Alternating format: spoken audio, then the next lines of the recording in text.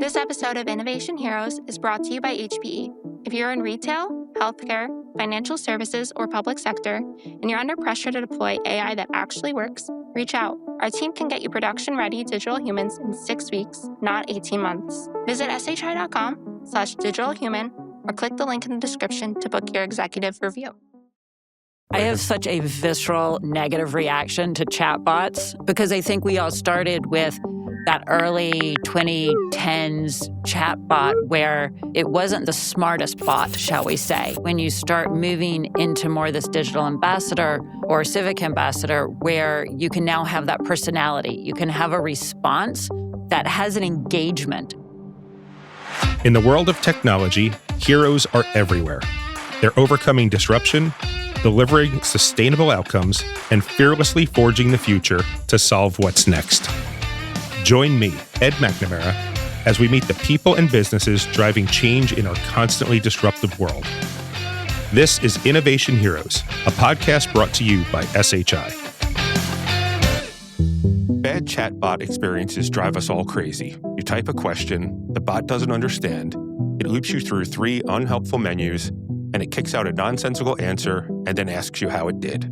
You find yourself frustrated and long for the days when you could just keep hitting 0 to speak with an agent. Meanwhile, businesses pour money into AI-powered chatbot solutions that are supposed to transform customer engagement, but in reality, they're just making bad customer experiences happen faster. So when SHI's AI and Cyber Labs team started working on digital AI ambassadors, the first question we had to answer wasn't, can we build this? It was, can we build this in a way that proves it works without asking enterprise to bet the farm on it? Because if it takes 12 to 18 months and massive capital investment just to find out your customers can't get the answers they need from your digital human, nobody's going to do it. Today, we're talking to a team that solved that. Jack Hogan from our Advanced Growth Technology team has been leading the charge in our AI and Cyber Labs, and he's here to walk us through what we learned building Kira, SHI's first digital ambassador, and what we're doing with our next generation platform in partnership with HPE. Braun from HPE is joining us to talk about the infrastructure piece, because you can't deploy these things without the right foundation. This isn't about the distant future. It's about what's working right now, what businesses are actually using these for, and how you can de-risk AI adoption when your CFO is asking hard questions about your ROI. Let's dive in. Jack, let's start with why we even went down this road. When you and the team were in the labs thinking about what to build next, what was the problem you kept hearing from customers that made you say, okay, we need to figure out digital ambassadors? First of all, it starts with making that chatbot experience accessible. There is a humanization factor here that's necessary to really bring AI to the forefront of your just daily experience. A lot of people are using that textual chatbot or even having conversational chatbot, but what the response back is and the engagement of that is just text response or audio response. Adding that human element of having a representation of, and note, I didn't say digital human, that's a commonly used term in this space, but we understand that if we're going to use this in a practical commercial sense or even civic sense, it's important to have an ambassador of your brand that isn't just that chatbot, that is that, call it, early 2010s experience of a website chatbot. Like that is been proven not to be a very effective way to engage. But when you put a face to it, a personality to it, it's really important that humanizes that experience to be able to use the incredible things that a chatbot experience is just the gateway into. And it feels like just from a branding and a marketing perspective, like I don't know that chatbot is has such positive connotations. Yeah, right? I have such a visceral negative reaction to chatbots on a website because I think we all started with that early 2010s chatbot where it wasn't the smartest bot, shall we say, and really struggled, as opposed to when you start moving into more this digital ambassador, civic ambassador, where you can now have that personality. You can have a response that has an engagement. And I think that's one of the differences is that when we're looking at that ambassador, you're actually now engaging as opposed to asking a question, getting an answer, asking a question, getting an answer. And that it starts to represent the brand, their front-facing, literal face to the customer in a way that we probably more think about customer service representatives, not to overly humanize the technology, but they do have human faces. And so I think that engagement to me is something that's so different. And also what I find interesting is the barrier that it breaks down from a technology perspective, because some of the studies they've done have shown that people who are older actually really like that engagement because it's much easier for them with like a digital ambassador versus like a chatbot. Mm. I'd love to read some of the transcripts where the chatbot, it's like you ask a question and provides an answer, and then it's like, did this answer help you? I just want to see like the answers that came back, like, did this help you? Because they must be amazing answers if you have access to I'm this. sure there's probably a lot of creativity on how to say no. Right. Well, speaking of that, guardrails are an important element Yes. of what you put into these, because that knowing what to be able to respond to, knowing what is an appropriate response is not, it's not just making sure that the brand's represented well. There's true security elements in that. There's true liability that can be taken on. And so, that's an important element of having that those guardrails around what responses you can or cannot have in a particular setting. And it changes from setting to setting. And Jack, you mentioned in our prep that customers are trying to make their chatbot experiences more engaging. Is it the guardrails? Is that the big differentiator? What are chatbots doing now, and what's missing that our digital AI ambassador solution can provide? First, we look at it kind of in two ways. There's the brain, which is the training of the information and the guardrails and what it's capable of responding for and what it will respond to, versus the body or that visual experience that you have that represents the two. And the two have to work well together. And so when we think about how you orchestrate the conversational elements to that, you have to also think about the experience of how the body and the brain work together. You have to say, is this going to sit in a kiosk where you need to have almost like I'm sitting next to you, an instantaneous response? So latency comes into play, which is kind of one of the reasons why having private cloud, fully disconnected, air-gapped environments really important in some settings. But you also have to know, okay, well, is this in a public place? If it's in a public place, you have to have guardrails to say that the last conversation is as good as the last question that was asked. And so it has to have a short memory context. So the bigger element here is the context of utilization. Where is it being utilized? What are the security and compliance elements that you have to make sure that experience is not violating? And then the other side is making sure it's a great interactivity between that. And so when we look at what we've done in the platform, we've created that ability to have a fully trained, guardrailed, managed brain that interacts with a highly interactive, super responsive, low latent response that's engaging. That's a big experience that you have to go from kind of brain to body development, and that's one of the big elements that we put together in the solution we built here. Robin, you talk to a lot of folks who are probably trying to develop, this kind of thing. Like, how quickly can you see some of these projects going sideways?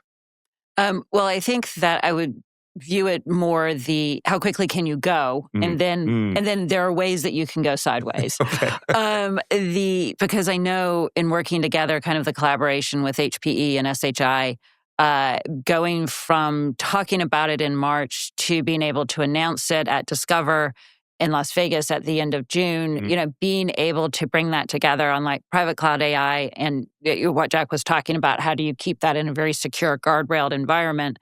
That by being able to collaborate and leveraging all of the NVIDIA technology and all of those good things, that we're really able to move incredibly quickly to that first substantiation of that digital ambassador, and then being able to continue to grow up from there. And I'm sure we'll talk about that. Where I think things can go sideways and why I think it was so important on some of the approaches we've taken is going back to those guardrails. What is the information you're training it on? What do you want to really think about?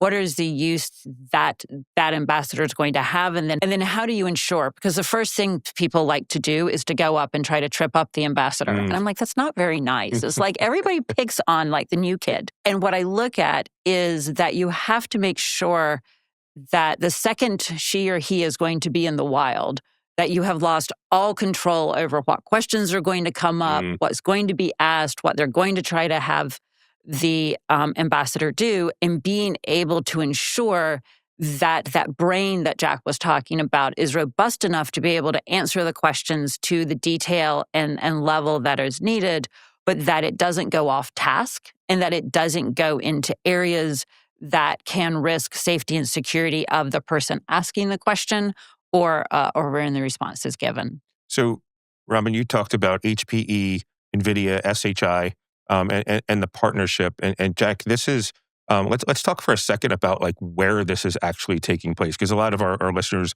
might not be familiar with the AI and Cyber Labs that I think we opened just over a year ago, but then had a very big ribbon cutting after that. I mean, so walk us through how the AI and Cyber Labs work, and the motto is imagine, experiment, and adopt, and how that approach matters when you're trying to validate something like digital ambassadors. Well, so with the digital ambassador, first of all, you do have to open up wherever it's going to be used, whatever customer experience they want to create, whether it's in a city or a town, or whether that's for a retail brand or even in a healthcare setting.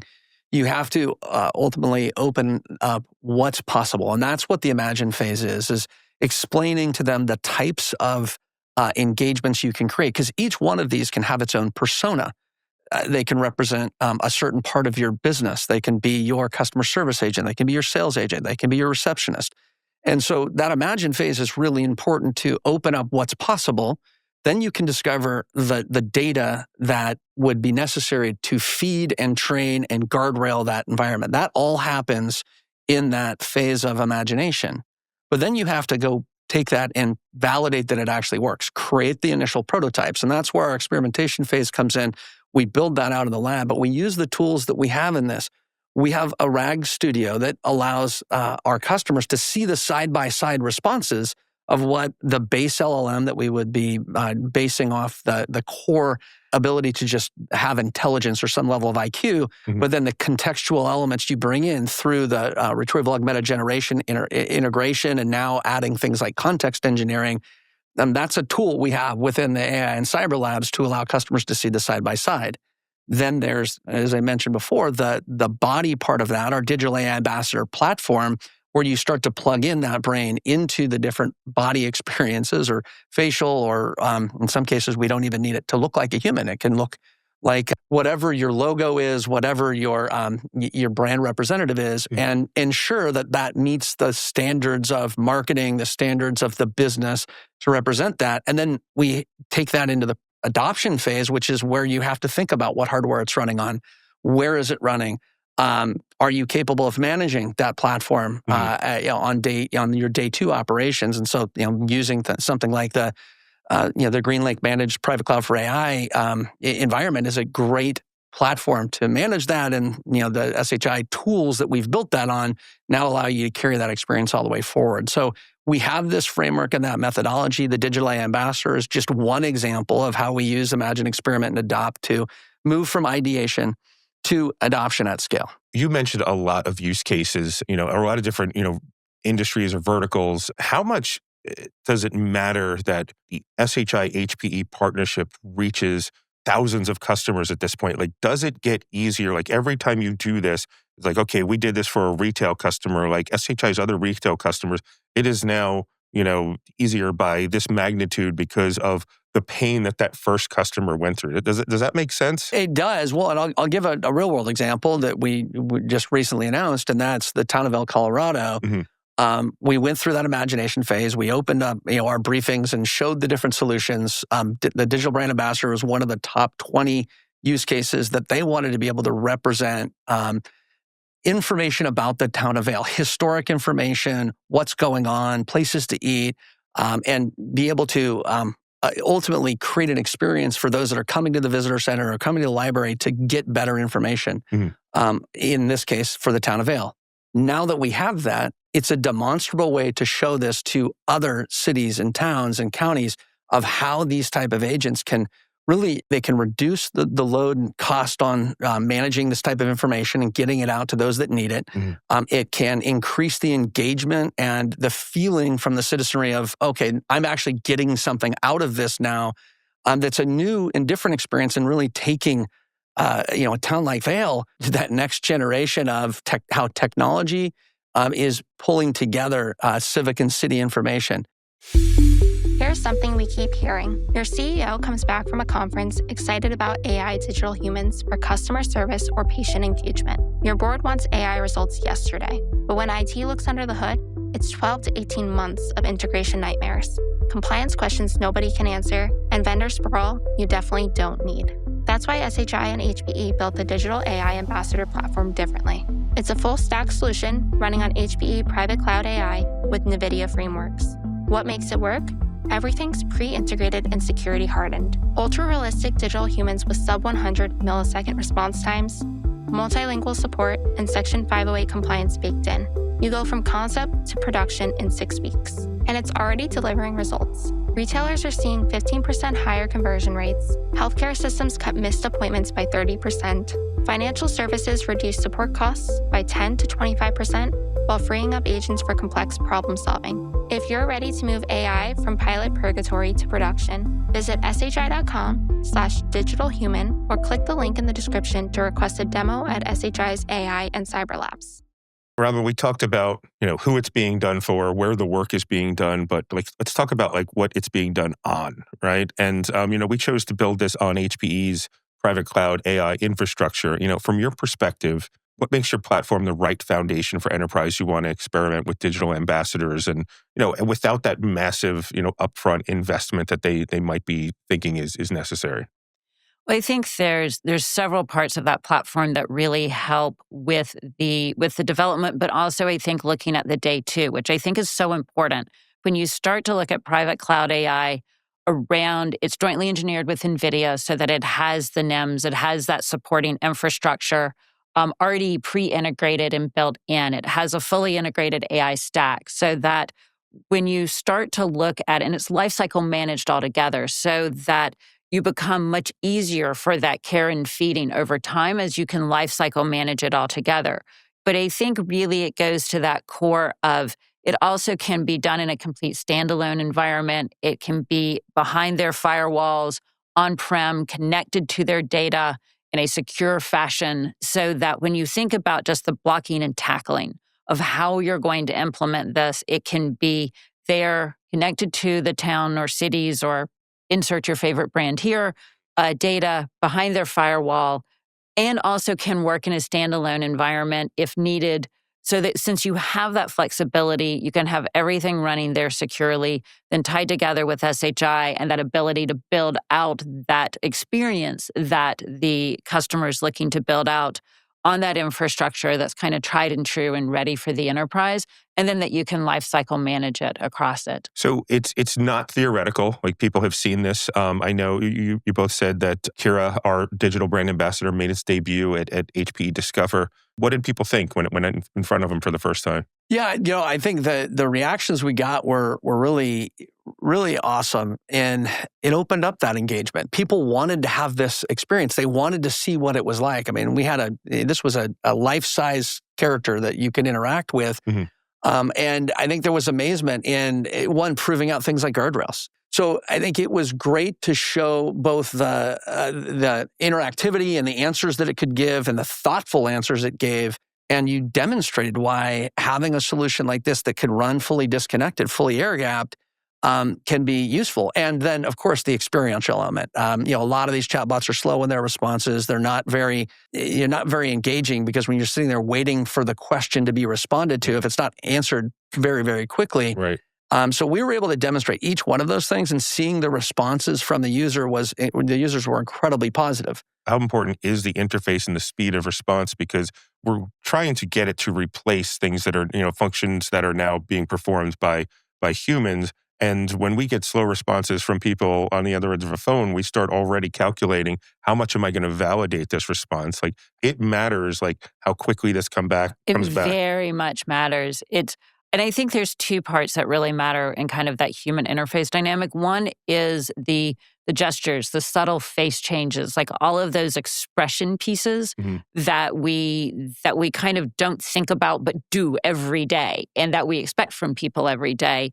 That's part of it, because if Kira were just stood there and just saying words and not moving, it would not be nearly as engaging an experience. Right. Instead, there's actually an engagement, an interaction that's happening that you read from a human to digital ambassador perspective. Right. But most of us tend to respond very quickly. Mm-hmm. And so if that digital ambassador is not responsive, Mm-hmm. How many of us, if you're not getting an immediate reaction to your question, even if you like go to look something up or like, oh, forget it, I'll use something else or I'll Right. look up something else. If it's not on the first page of Google, Right, like you're done. You're done. Right, like you don't exist.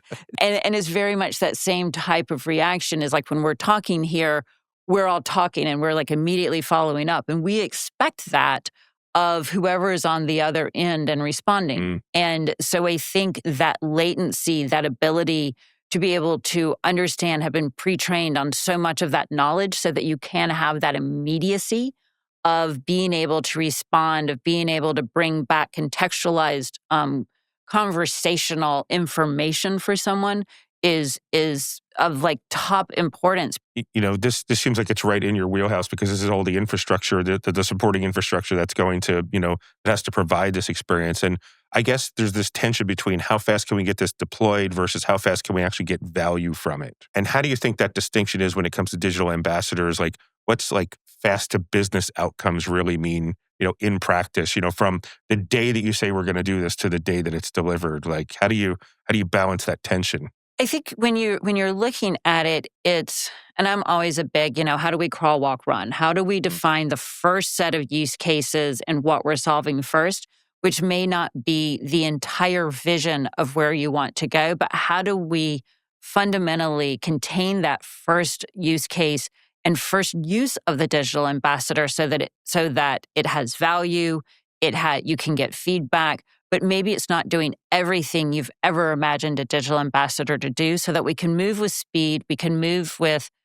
clarity on what that looks like and the type of data that's going to be needed. And then because for us, it's fairly simple in the background to add data. The more that you want to add behind it to continue to expand out its uses is fairly straightforward and quick due to all of the infrastructure and engagement so that we can continue to scale that out fairly straightforward. But having that first start, like with Vail talking about, it'll be at the visitor center and the libraries. Mm-hmm. That's how we're going to start. There's a certain set of questions that we want it to be able to answer. We want it to be able to do X, Y, and Z. That allows us to be able to move much more quickly than necessarily going to the entire end vision, which I think we're all incredibly excited to achieve, but that will continue to add data, continue to add touch points, and be able to continue to grow it out. Yeah, and I'll add a couple of points on that. And this is part of our framework, the Imagine, Experiment, and Adopt framework is when you get through that first prototype and you start making that first prototype very real, the second, the third, the fourth iteration or personality or persona that you build off of that. So I look at this like you are onboarding a new employee. Mm-hmm. They have to know the basics about your business. They have to know really the ethics of your business, the culture of your business, the mission of your business. Right. Everyone in the company needs to know that. But your receptionist may have to have a different persona than your sales agent, than your customer service agent. And so the great news is once you go through that initial prototype and you see it, to Robin's point, you start to see it come to life, then you can actually, you reduce your costs each time you introduce a new persona. And so your return on investment starts to increase dramatically as you move and add more capabilities to this and different personas and different use cases. And so that's very important that, while the upfront is not really that much, I mean, you're talking about the cost of an FTE in most cases to, build out that initial use case. Moving forward from there, you just add additional agents to your business in the form of additional personas, and like that knowledge base just continues to grow. Now that you've seen it in adoption, you go back to Imagine and say, what if we could do these 10 other things? And the ROI increasingly improves over time. While it's good up front, it gets even better.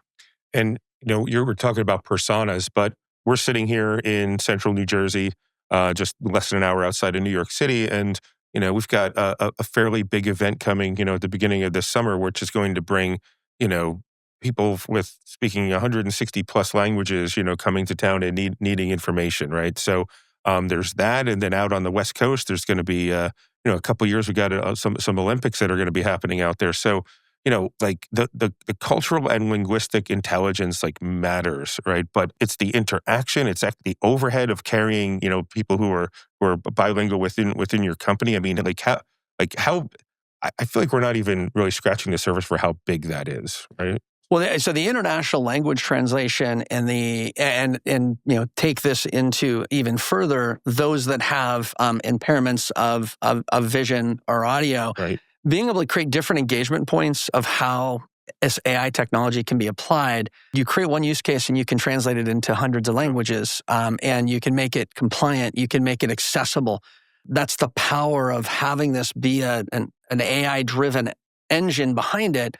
Once you train that brain in one language and create the translation layers to the different languages, and by the way, most of that's already baked into many of the NVIDIA blueprints that we're using to develop this, it becomes repeatable, and it becomes accessible to all. And I think that is also the power of having the NVIDIA blueprints as part of the foundation of it, having the kind of the AI brain behind it, because, the models, this is the worst these models will be today, because tomorrow they'll continue iterating. And that because we're working with this type of, flexible environment behind there, as there continue to be improvements, which we all know there will be, and we can keep on that wave and help our customers keep on that wave to take advantage of the kind of continued enhancements that are coming. To me, it democratizes the playing field. If you can if everybody can have the same level of understanding about, from the election itself and where do you go and how do you register and all of that other kind of thing, to just, when's the next bus coming and all of the services that you use on a day-to-day basis. It seems amazing to me, but we have to pay for it, right? So, Robin, let's talk about the conversation that happens when an IT leader, sees the value in it, but has to bring it to the CFO. You work with enterprises on these decisions. How do you help them think about the ROI of digital ambassadors? Especially when you're making the jump from like IT to finance. I think one of the things is that this isn't necessarily an IT-led project, because we're typically responding to and working with the business who's trying to solve a business challenge. There's a variety of ways to look at the ROI. This is not necessarily something where you look at and say, we're going to replace FTEs necessarily with this. If you think about it, most of the use cases we're talking about, we're not able to ably service today. When you start to talk about all the different languages, how many people they would need to hire, not that they could even find all of them, right, to be able to support that, so that it's not an FTE reduction, but it's potentially an avoidance, or it's how do we do this 24/7, 365, which is something that you can't necessarily do in as able a way. And if you think about it, people work different shifts. They need information at different times of the day. How do you cover that you're going to have this particular language available, or these questions being able to be answered in a polite and nice way? So it's starting to look at and address the business problem or the business challenge in a different way. That is, to me, where a lot of the ROI comes from, in being able to address things across time without having to hire all of the different languages or across all of the different hours of the day, and being able also, some of those soft benefits around being able to interface with somebody in customer support. Some of it to me is avoidance, and then also brand enhancement. I want to talk about the speed to market. The traditional approach to building something like this is 12 to 18 months. We're doing that in 6 weeks. Like, Jack, how are we doing that? And what did we crack in our labs? What was the code, along with HP and NVIDIA? What makes all of that acceleration possible? The tooling that we've put into the lab platform really makes this possible. Like our RAG Studio, our fine-tuning as a service capability, our multimodal chat agent, they're all components for the digital AI ambassador. And so that ability to have that platform, be able to have a team of experts that work with our customers to rapidly move through these successive 2-week sprints, allows us to go from that idea to the prototype and output a fully functional digital ambassador in that rapid time frame. And so it is really speeding the development cycle up You are forcing decisions to have to be made along the way too. That's important because in some cases you can get through that analysis paralysis where you're not moving forward because it is taking so long. When you can every 2 weeks show progress towards the goal, that's a very quick way to get that win out the door. And these are solutions IT can bring to the business. It's solutions that the business can ask IT to respond into quickly. And so it is a virtuous cycle when you can do it so quickly and get that first use case out the door. Then you can start to again repeat and reiterate that cycle of imagine, experiment, and adopt. Yeah, and I also think that at the speed that AI moves at, you can't take 12 to 18 months. You'll be like where you end up will not be where you could have ended up if you follow the type of process that Jack's talking about. It's like when they aimed at the moon, they didn't aim at where it was, they aimed at where it was going. Right. Like, exactly. That brings up the question, if you've been talking to customers, have you must have on a weekly basis, like, well, I never thought of it for that, but like, yes, this will clearly work. Like, does that happen regularly? Yes, is the short answer. The surprise that people have on how it could be used or how it could be incrementally leveraged within their own organizations to make things easier, to make the interface, even of people just finding information easier in just a different way is to me, people get surprised by how much it can truly do. And I think there's so much noise out there on, the dystopian future that could be with AI, that seeing kind of these practical, tactical ways of being able to engage it and then also to be able to leverage it for beneficial outcomes, that it's something that can drive true benefit. Right. And I always hear most people outside of our industry will say, well, these things are going to take my job, right? I kind of reply, and I'm in marketing. I'm not technical like you guys are, but I'm like, well, it might take that job, but like it's probably going to unlock, I like just the potential for so many more. I mean, like when a computer was going to be on every desk, we were all going to work, a 10-hour work week or whatever, and I'm still waiting. Yeah, right. That hasn't quite happened yet, right? So, are you in agreement that this is going to unlock even new behaviors, new careers that like are only going to be possible because of this? Oh, wholeheartedly. I look at the entire generative AI and now moving into agentic AI wave that we're in the middle of right now. It's opening up everyone's capabilities. These are tools. They are capable of being used by humans to extend what they can do. They're not going to replace us. I can tell you wholeheartedly that there is always going to be a human in the loop required because these things are ultimately interacting with humans. And so this just really allows everyone, a tool like this, the platforms that we've built out in the lab, the individual NIMs that NVIDIA builds, each one of these is a component to just open up the human mind to increase productivity, reduce friction, drive better ROI for their businesses, solve problems that couldn't be solved before. These are the things that it opens up. And so I fully agree that this isn't about replacing anyone. This is about making everyone that's using these technologies just better and more capable and unlocking even further use cases as we move through. The human mind is amazing at what it can do in terms of coming up with new ways that this technology can be applied. So I feel like we've asked customers, where they are on the journey. The famous, where are you on journey X? This time it's in the AI journey, and it's more specific to digital ambassadors. But like, what's your advice if somebody says, "Hey, like I've only been tooling around with it. How do I really get serious about it? Like, what's the next step after exploration?" I think that experimentation is fantastic for people to go through because they start to get a sense of what can be done. I think to Jack's point around the kind of the SHI methodology of that imagine, experiment, and adopt, is that how do we help, whether it's a workshop, whether it's, which is something that we did with Town of Vale, whether it's, kind of coming in and, how do we now lock into a use case for the, or a specific way that we can start to use, like as Jack was saying, like a tool like the digital ambassador.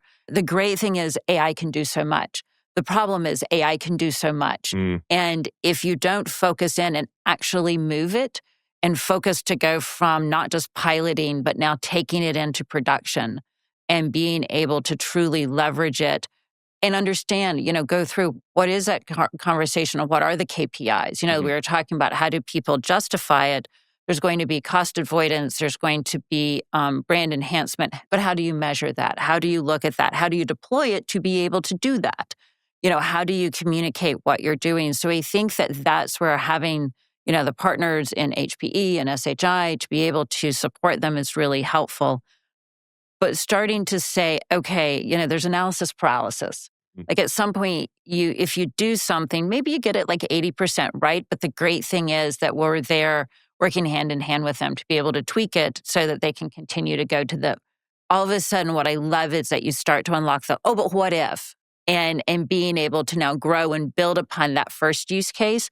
But it's that getting through that fear of failure and moving into exploration. So it sounds like more than anything, Jack, to engage with your team, this is the cutting edge technology, but getting started is the oldest of technology, and that's just having a conversation with another human, right? Absolutely. Yeah, I mean, listen, the team that I represent and the methodologies that we have are really meant to be engaging and non-scary. I think a lot of people have this vision in their mind of AI is this big black box I know nothing about. But to your point, well, why don't we talk about what AI can do? Let's give you some use cases of what we're doing for others that may have business challenges like you do.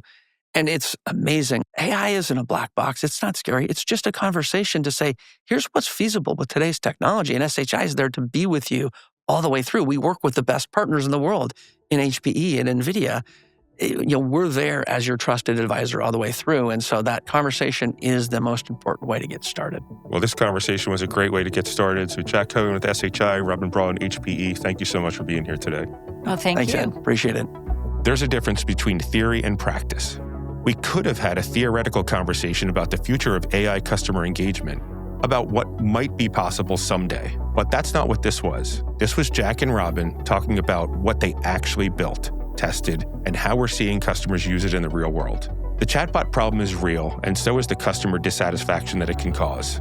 And the opportunity to transform those experiences with digital ambassadors that are multilingual, culturally aware, and actually engaging. What's changed is that it's no longer a 12 to 18 month project. It's a 6-week experiment you can validate in the SHI AI and Cyber Labs before rolling it out. Jack and Robin, thank you for walking us through this. I think we just gave our audience a real roadmap for how to approach AI customer engagement without the usual fear and hesitation.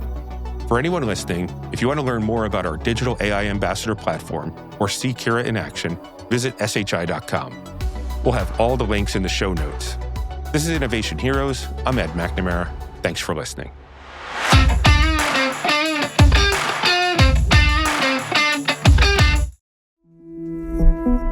Thanks again to HPE for sponsoring today's episode. If you're in retail, healthcare, financial services, or the public sector, and you need to deploy enterprise-grade digital humans without the 18-month integration nightmare, visit shi.com/digitalhuman or click the link in the description to book your executive review.